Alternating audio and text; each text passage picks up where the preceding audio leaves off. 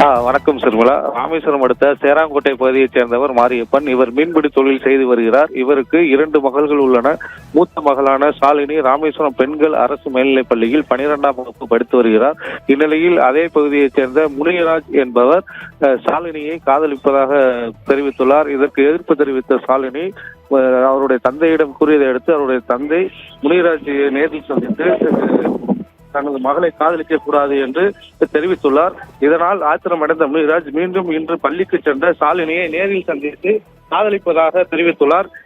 அவர் காதலிக்க மறுத்ததால் கையில் வைத்திருந்த கத்தியை வைத்து உடனடியாக சாலினியை குத்தி கொலை செய்துவிட்டு தப்பி ஓடுகிறார். இத்தகவல் அறிந்த ராமேஸ்வரம் துறைமுக போலீசார் முனிராஜை உடனடியாக கைது செய்து விசாரணை நடத்தி வருகிறார்கள். இந்த நிலையில் +2 படிக்கக்கூடிய ஒரு மாணவியை காதலிக்க மறுத்ததால் காதலனான முனிராஜ் கொலை செய்த சம்பவம் ராமேஸ்வரத்தில் பரபரப்பை ஏற்படுத்தியுள்ளது.